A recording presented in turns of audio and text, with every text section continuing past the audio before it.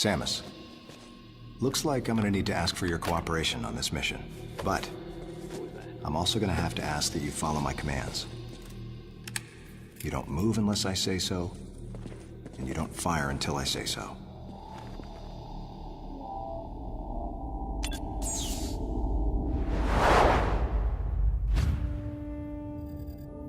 Any objections, lady?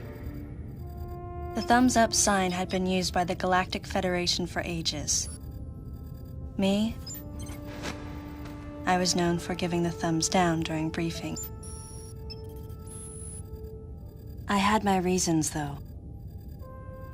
Commander Adam Malkovich was normally cool and not one to joke around. But he would end all of his mission briefings by saying, "Any objections, lady?"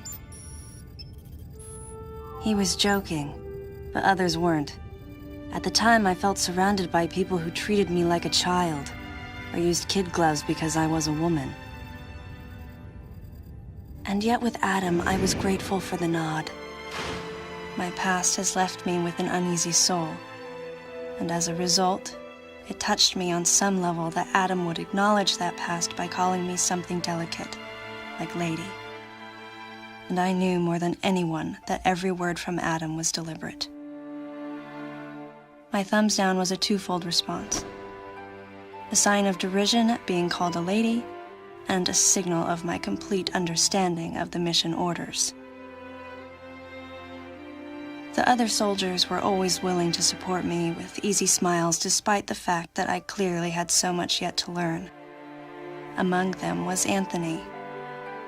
In the face of his well-meaning behavior and that of the other soldiers, my response was to become increasingly bitter. I was a child, always with something to prove, a chip on my shoulder. And I was angry. I felt that if I let my guard down, I would easily be broken. And beyond that, I was scared. But even in the naivete of my youth, I could see in Adam's joking manner how close he felt to me. Adam knows my past, and he knows me better than anyone else. Confession time. Because I was so young when I lost both of my parents, there's no question I saw Adam as a father figure. When I rebelled against him, I knew I could get away with it. And his paternal compassion in the face of my rebellion reinforced the special bond I felt with him. I understood well that chances were slim that I would ever find anyone that understood me like Adam. And yet, when the time came, I still left his side. I was so young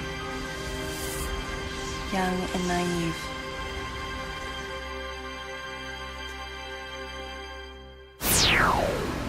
Exactly what transpired here on the bottle ship is still uncertain. Here's what we do know. The equipment we thought had been destroyed is operational again. And we've seen casualties attributed to an unidentified and lethal creature. The situation is critical. We need to gather all the information we can, but priority one is to find any survivors and bring them to safety. Consider this site extremely dangerous. Be careful as you make your sweeps. And there's one problem. The wireless interference in this facility is all-pervasive. Your comm systems are useless. As a result, communication channels will be limited to the facility's navigation booths. Well then, Lyle, investigate Sector 1 and show a little restraint with the explosives. Gotcha. Maurice, you cover Sector 2. Repair any equipment you come across. Affirmative. Anthony, you're Sector 3. I'll leave it to you to decide whether plasma guns are called for. All right. James, check out the control bridge. Our communication issues might be the result of electrical interference. Yes, sir. And KG, run a complete sweep of the residential quarters and investigate any trace of survivors. Got it. Each of you is authorized to use a freeze gun. Do not forget to check in regularly via navigation booths. And Samus, you go to the system management room. Do everything you can to get the electrical system back up and running. Looks like your comm system is still functional. Remember, everything you see will also appear on this screen. Regarding auxiliary weapons, the use of bombs has been authorized. As far as your other weapons go, we will continue to investigate and authorize use as we can. However, we currently have no plans to authorize the use of power bombs. As you know, they have the ability to spread a high-temperature heat wave over a large area, impacting living things, which is a nice way of saying they can vaporize humans instantly.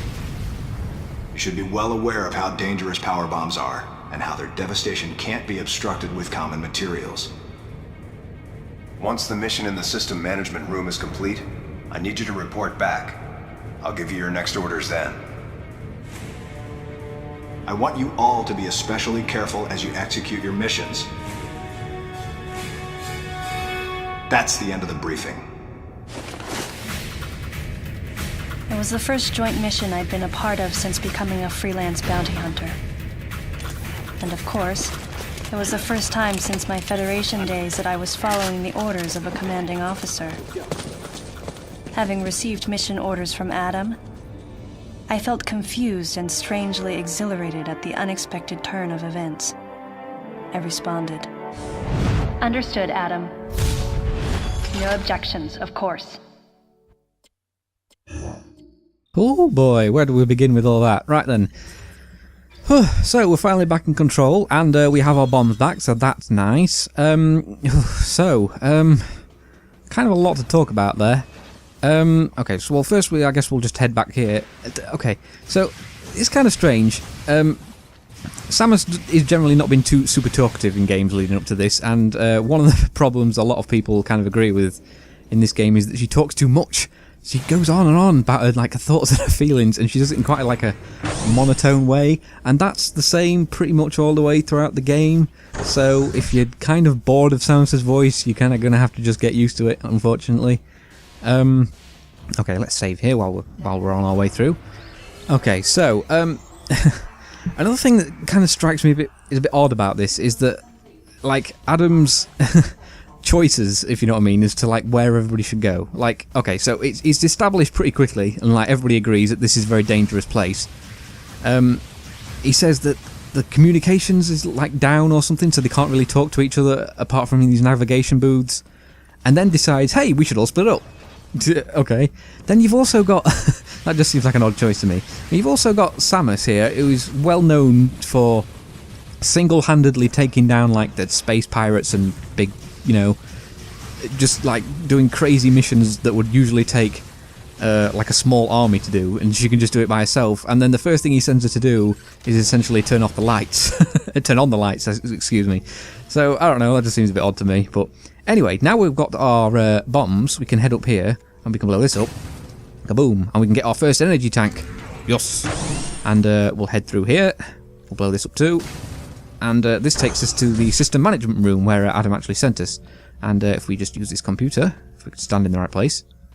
And wait, no! There's bugs everywhere! Bees! They're not really bees, but I just like shouting bees. So I think if we just kind of stand at the back of the room here and mash the fire button, everything generally gets within our sort of cone of death, and then if you just no wait, there's a few more. Shoot them, and then if we just aim at the hives and blast a few missiles at them, kaboom! They all go down, and then we'll to take out the one on the left as well. Don't you get in my way? Okay. Wait, did that not? Oh. The little bees are getting in the way. They're taking the hits. Okay, there we go. That took them all out, and then we can try again, and we can actually use the computer this time, and it will actually do it successfully. There we go. All the lights turned on. That's nice. Mission complete. So, let's head back. Maybe not quite. So the map will tell us here that we need to head back to Adam, and that is what Adam told us to do. But what we're actually going to do is head off down here because there's a few power-ups we missed. And I want to get those before we go any further. So we're just going to run past those guys. They're not really causing us any trouble. Oh, no, apparently not. Oh, it was loaded. Okay. So, remember this little grate down here? I did mention it. Now we've got missiles. We can shoot it off, and we can morph ball our way through. Yeah, well, I would if he'd go through. There we go. And yep, and now we have one of these long tunnels that we have to morph ball through, which is kind of like a thing that all the Metroid games do. So there we go, found our way to the end of the tunnel, and we're in this weird room. If we come over here, there's a nice missile tank for us. That's nice. So just run down here a little bit, and we look to the left. We can see this is where we first started. There's our ship, and there's the big old Galactic Federation ship as well. So I just thought that was pretty cool. Let's use this computer here to unlock this door, and now we can carry on. Okay.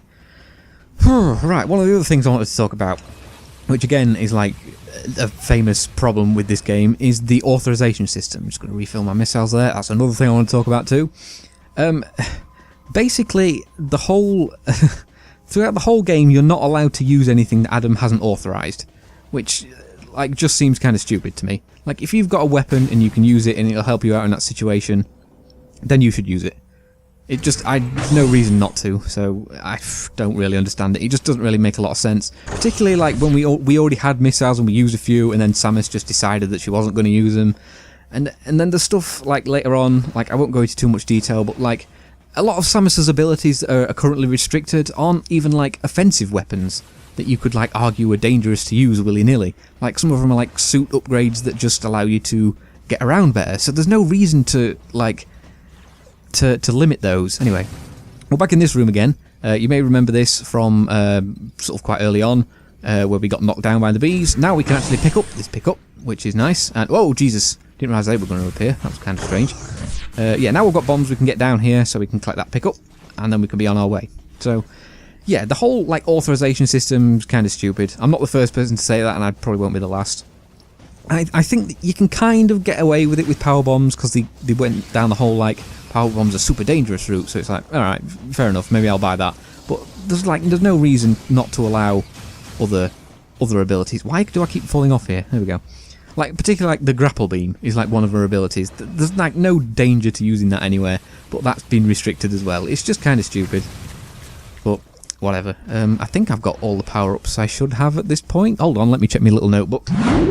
Yep, we're good. Carrying on. So what else was I going to talk about? Missiles. Okay. Missiles are weird in this game. Like, firstly, the pickups. This is really the main thing that's weird about them. But when you get a missile tank, it gives you 1 extra missile. I think pretty much every other Metroid game gives you 5.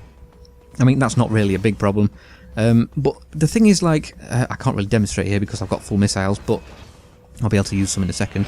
Okay, let's run across here, and this bridge will collapse out underneath us, and then we get another traditional Metroid enemy coming at us, the side hoppers, and it's telling us to try and use an overblast again. The overblast is a bit picky at times. Like, I'm trying to jump on them and it's just not working, and then suddenly it did. So yeah, side hoppers are a bit weird with the overblast. Let's just waste a couple of missiles here, because I think that actually kills them pretty quickly. Plus it'll allow me to demonstrate my point that I was trying to make. There's another missile tank down here, by the way. So when you've not got full missiles, what you can do is you can point your Wii remote up to the ceiling and like this, and hold the A button. Samus like concentrates for a second, and then it just refills a missile tank. That to me just seems like really stupid. Like, what is? I don't get it. Like, what's even the point? And oh, I'm supposed to shoot that ceiling off, aren't I? What is even the point in having like an amount of missiles if you can just refill them like this whenever you want? I mean, okay, you have to stand still for a second to do it, but even like in the middle of a fight, you could probably find time to do that. And then, like, because you can only use missiles from the first-person perspective, it just seems kind of like, I don't know, it makes missiles kind of useless to me. Like, it just devalues them. Like, I don't know, I rarely use them unless I have to. Where am I going here? Oh, I can use the lift now, okay, because I turned everything back on. Okay. So, we'll go into the lift, and that'll take us back up to the top of the room. And we could just keep running on our way back to Adam here, but if we run over here and use this computer, which we may have seen earlier, on our way past, that'll bring out all these platforms on the side again, which were sticking out earlier. I guess turning the lights on made them retract or something. There's also, you may have just seen it, that little yellow power-up in that room to the right there. You can just about see it. We can't get that yet, so we're just going to ignore it. But if we come down here, somewhere on the left, here we go. There's a little hole in the wall over here that we can just morph ball our way into and collect another missile. So that's good. We're doing pretty well in terms of pickups so far. We're getting quite a lot in this episode. Wait, no, I'm supposed to be going up, not down. Silly me. Okay, I'll just climb up the old-fashioned way again. Here we go. Whoa, okay, here we go. And I think that's all the pickups we should have before going back to Adam. So yeah, we'll just, well, we'll save it again here. And then we'll just dash on our way back to Adam and see what else he's got for us. So, yeah, okay, the map's just telling us to go forward. We knew where we were going. Yeah, okay, let's go. Right, so, a few more games in here. Turning the lights on seems to have, like, opened up this room a little bit as well. Okay, we'll just shoot you then if you want. Like, we can see out into space here, which we couldn't before, which is nice, I guess. But, anyway, let's run on through here, get a nice sweeping camera angle, and, oop, keep going. And, hello Adam, what you got for us? Samus, go through the hatch on your right and head towards Sector 1. Lyle went ahead to secure a route to a facility of interest. I'll leave you to survey Sector 1. He just sits down like, yeah, goodbye. So, we're heading off to Sector 1. So, let's head on through this door over here, just like he said. Okay, we'll head on up this other elevator here too. Is there a pickup in here? Oh, I must be thinking of a different room. I'm pretty sure it's not this one, actually. Okay, so, let's head up this small lift. Up to the next floor. Right, okay, so there's a door here that's locked. This will be locked pretty much until the end of the game. If we were to be able to get through it, we could get to where Adam is, but apparently he doesn't like visitors, so we'll just have to continue on this way for now. Okay, there is a missile expansion, missile tank, I keep saying missiles, in this room. If you stand here and look up, this one's really easy to miss. You'll see there's like a bit of a nest, so I'll shoot a few missiles at that, missiles, and that gets that out of the way. And then it's a bit of an awkward jump, but if we can, oh, I did it first time. Okay, we could just climb our way up here, find a box, blow it up, and we get a little missile tank. Excellent, gets us up to 17, and then we can carry on downwards. Hooray! Onto where the elevator was, to Sector 1. And there's also a little pickup in here. Again, another one that's kind of easy to miss. We roll around here in this little opening behind the elevator, blow up that grate and the little box behind it, and we get another missile tank. So many missile tanks in this episode. It's unbelievable. It's a bonanza of missile tanks. And then we have another elevator to go down. This isn't the one that we were directed towards, but we do need to go down it anyway. However, now that we're at the bottom, we need to go back up again, but we have to climb up, again, the manual style. Why can't I climb up here? Jump, please. Thank you. Look out for these things. These are kind of like a traditional Metroid enemy as well. I know like variations of these things were in all the Prime games. I'm pretty sure they're in others. I feel like I know the Prime games the best out of all the Metroid games, so I'll probably refer to those the most. Okay, so we just need to keep climbing up these platforms and getting these guys out of our way, and eventually get you out of the way. Don't fall down there, Samus. Oh dear. Okay, let's go back around here and hop up again. That was kind of silly. Okay. I actually think Samus moves quite well in this game. Like, because it's a 3D game, but oh Jesus. But you're using a D-pad, and usually that's not a good thing. But for the most part, I actually think it works pretty well in this game. It seems to move pretty, like, swiftly. And I feel like it's kind of, I don't know, they just did a good job of movement at least. So, this game does have its problems, but I feel like just general movement isn't one of them. Anyway, this is an energy part. It's not quite an energy tank. Basically, you need to collect 4 to get a full energy tank's worth out of it. So it's basically like a piece of heart from a Zelda game. So, okay, I'll just get these guys out of the way. And, yep, suddenly some side hoppers keep falling from the ceiling, so we'll just jump on you. I'm surprised that overblast worked. I, like, jumped on him in, like, mid-air or something. But, yeah, this I don't like the overblast, because, like, I'm just jumping on his head, and it's just not working all the time. And then I took a hit. Great. Maybe I should just kill you the more traditional way. Just shooting you, rather than trying to get clever. In fact, I could probably just stand at the end of the corridor like this. And blast you with a missile. Good. Does that open the door? No? Still enemies? Oh, hello, where did you come from? Alright, oh, and another one. Okay, yeah, missiles seem to be pretty effective against these, actually. I hadn't really realised. No, another one? Okay, we just stand here and rain missiles down the corridor. And that opened the door, okay. Just going to come back to this point very quickly. This is like a special little door we can't get through yet because we need a power bomb. There's a few of those scattered throughout the game, but like I say, we won't be able to use the power bomb until much later in the game, so for now we just kind of have to ignore them. And here we are at the main elevator room. Oh, makes a big deal out of it. So, we're obviously going to head on into the one labelled number 1 because we're off to sector number 1. And then we have a nice elevator scene where we just stand in the elevator and wait. How exciting. And get to listen to this robotic voice woman as well. We can walk around in the elevator, that's nice. Still can't really do anything though. We can take up a battle stance, that's about it. Yeah. Thank you, mysterious robot voice woman. So, hopefully we're now in Sector 1. We are. And we can escape the elevator. Okay, so from here, let's take a look at the map. We don't really have much on the map at the moment. The only door we've got is this one over here. So let's go through it, I guess. And this takes us to a navigation booth, which is a pretty good thing to have at the start of the sector. So let's save our game. And I think that's probably going to be it for this episode. I think that feels like a good point to stop at the start of Sector 1. Oh, that shows us a bit more of the map as well. And I think, yeah, that tells us where we need to be heading next. So we've got a couple of... and it unlocks the door. Okay, so let's just take another look at the map again.